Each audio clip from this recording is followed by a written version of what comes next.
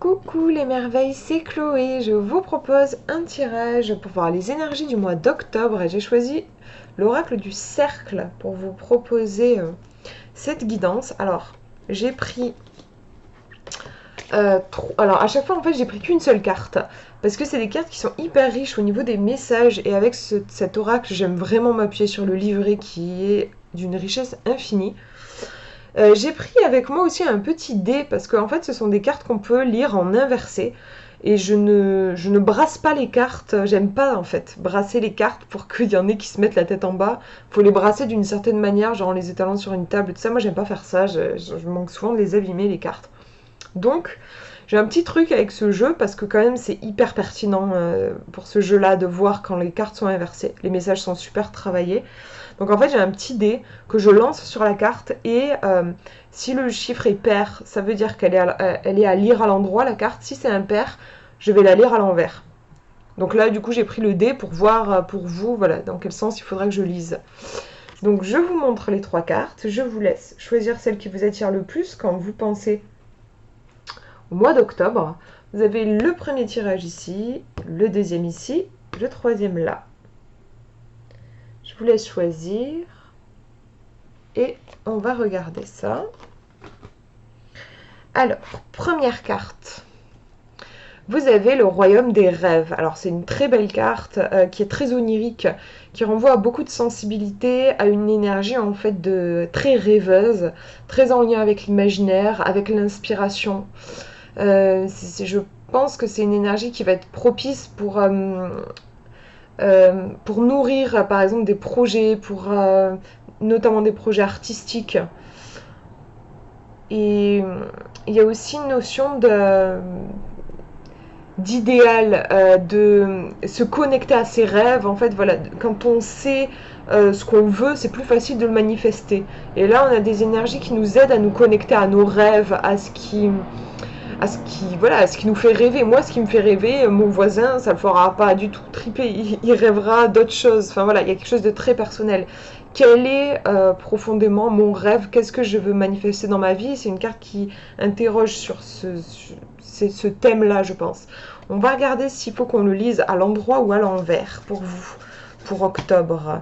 Alors, on a le 4, donc je vais la lire à l'endroit. Le royaume des rêves, aspiration donc.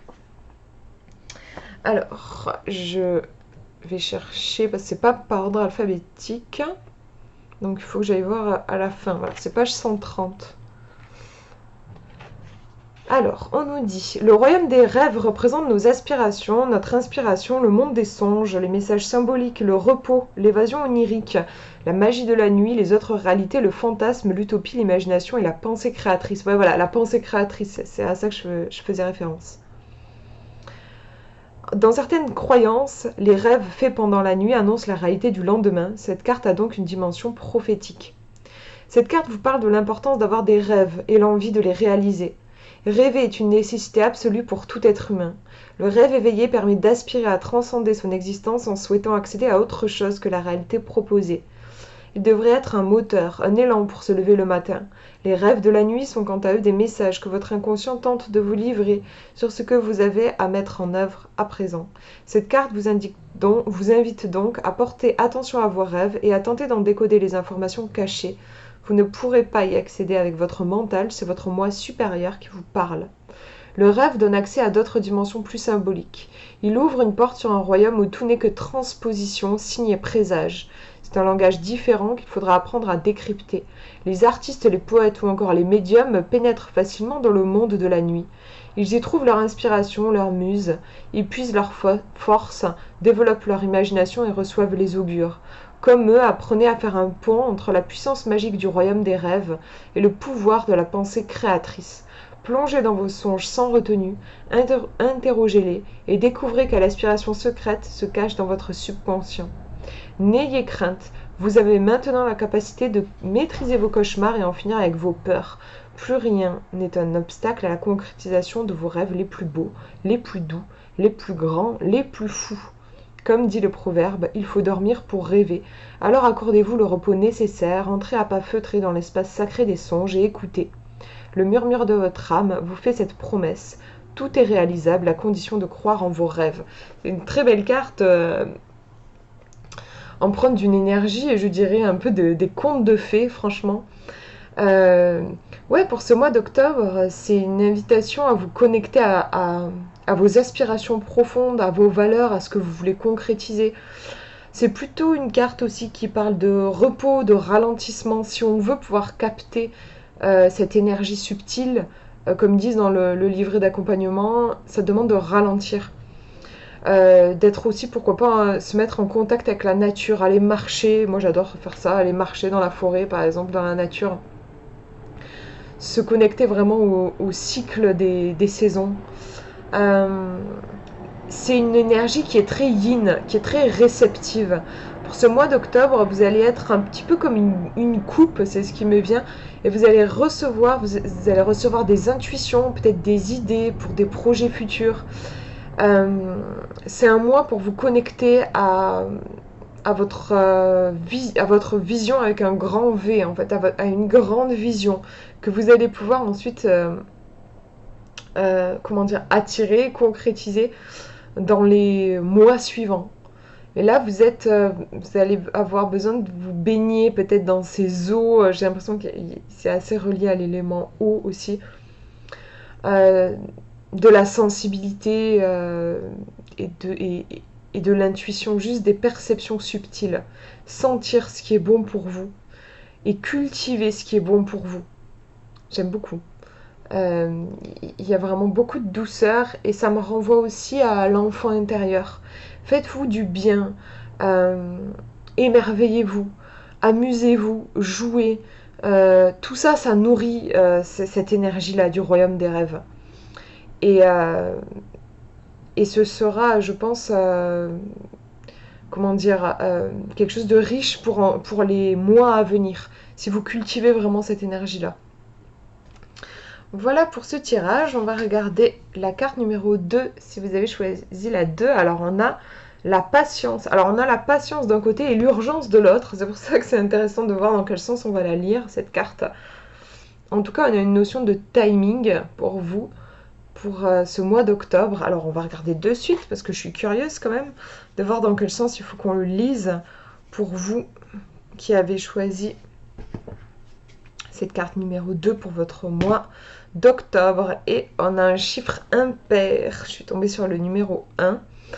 Donc, on nous parle d'urgence ici. Alors, on va voir. En plus, c'est rigolo. Enfin, juste sur la... Parce que là, je vous fais le tirage du mois et on a une horloge avec les différents mois. Peut-être quelque chose qui va s'accélérer. Je sais pas, on va voir.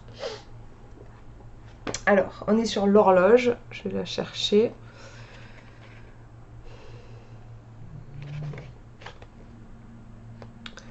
L'horloge 67.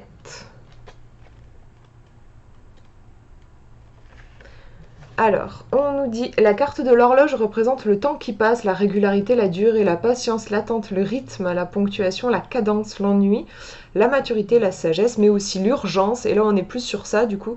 L'urgence, la précipitation, l'éphémérité, la fugacité.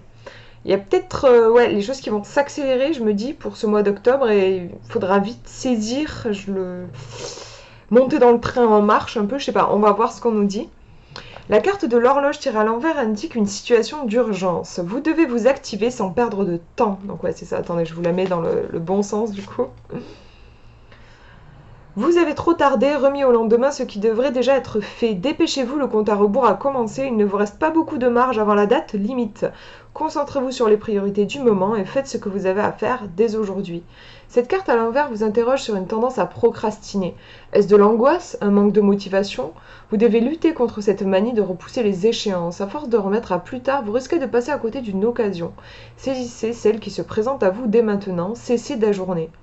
Peut-être avez-vous l'impression que ces derniers temps, votre rythme s'accélère, que vous ne voyez pas passer les journées, que vous manquez de temps, que vous n'avez plus une minute pour souffler. Vous traversez peut-être un couloir du temps qui vous donne l'impression qu'il se dérobe à vous. C'est sans doute une période pendant laquelle certains paramètres de votre vie ont besoin d'être réinitialisés. Votre fréquence vibratoire change et s'aligne sur une vibration extérieure. Prenez-en conscience et ajustez votre allure pour tenir la cadence. Vous devez vous organiser au mieux pour ne pas être débordé. Enfin, l'horloge à l'envers vous rappelle que la vie est éphémère et que tout peut basculer d'une minute à l'autre.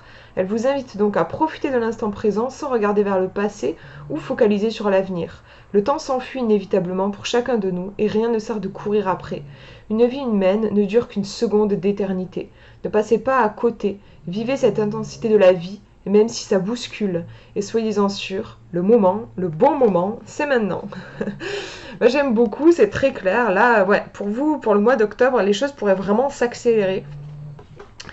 Et c'est une invitation à, comme je disais, à sauter un petit peu dans le train en marche, à saisir l'occasion, à peut-être pas trop se poser de questions, à se laisser porter. C'est vrai que le temps, c'est marrant. Des fois, on a des moments dans la vie, je trouve, où on a l'impression que le temps est très très long.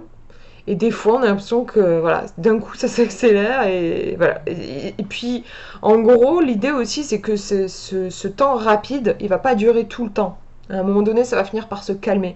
Mais là, apparemment, pour ce mois d'octobre, il pourrait y avoir un petit peu une poussée d'énergie. Et on vous invite à être dans le feu de l'action un peu quand même, il y a un peu ça. À saisir l'instant, on nous parle de, voilà, de la fugacité, de l'impermanence des choses.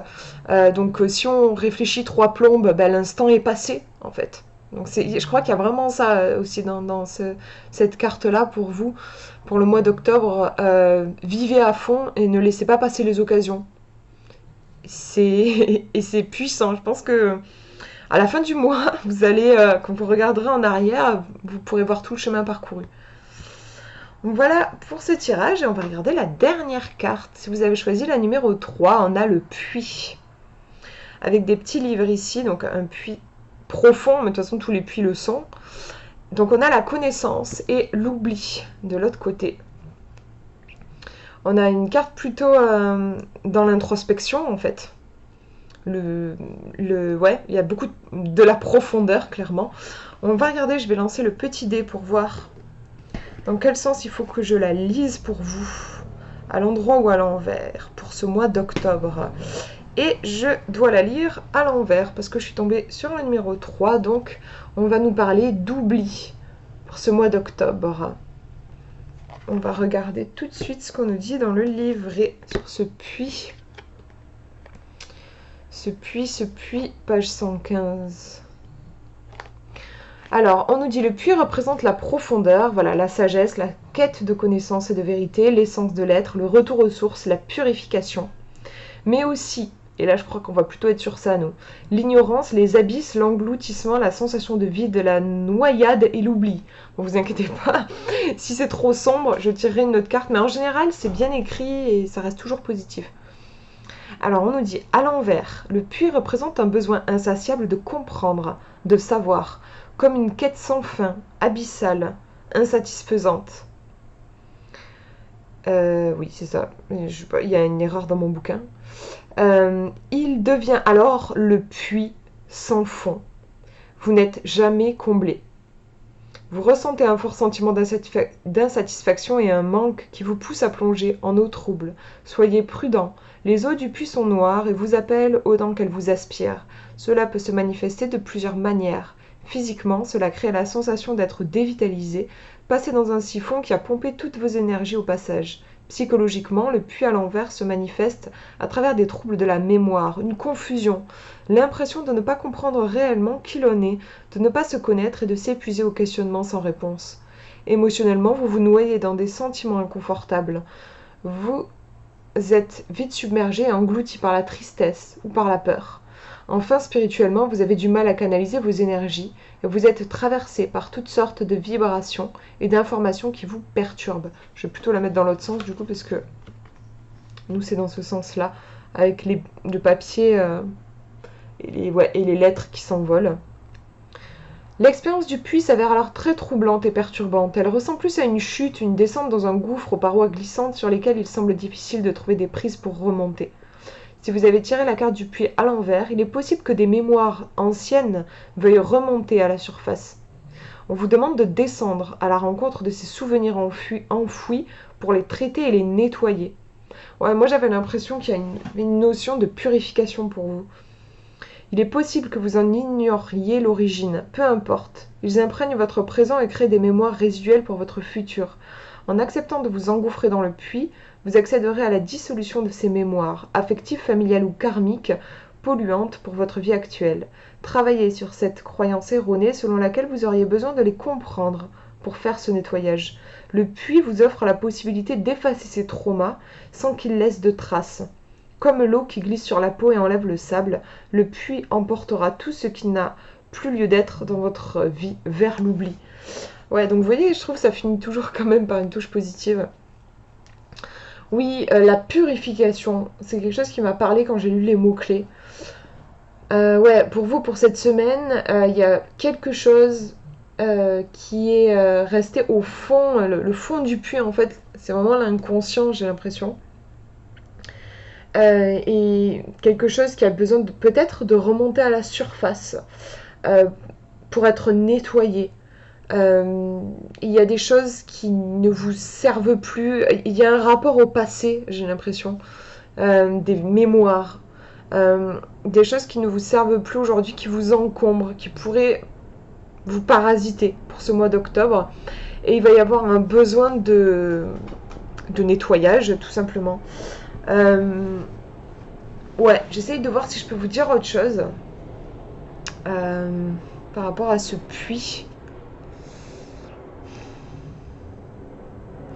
Il y a vraiment cette histoire de profondeur, ça me parlait aussi dans le livret quand elle disait on peut avoir une sensation de trouble, comme de confusion. En fait, moi, ça m'arrive ça parfois. Et c'est quand j'ai remarqué quand je suis confuse comme ça, que j'ai du mal à rassembler mes pensées, c'est parce qu'il y a quelque chose qui travaille dans l'inconscient, en fait. Et forcément, je sais pas ce que c'est, puisque ça reste inconscient, mais il y a quelque chose en surface, enfin, pas en surface justement, sous la surface, qui travaille juste pour mon plus grand bien, mais c'est vrai que c'est assez, ça peut être un petit peu inconfortable. Je me dis que j'ai peut-être tiré une petite carte en plus. Ouais, alors attendez, que je retrouve, voilà, il est là. Le jeu de cartes, on va demander un... Qu'est-ce qu'on pourrait demander? J'ai envie d'avoir quelque chose quand même d'un petit peu plus sympa au niveau des énergies. Comme un cadeau derrière. Ouais, je vais demander le cadeau derrière cette purification en cours.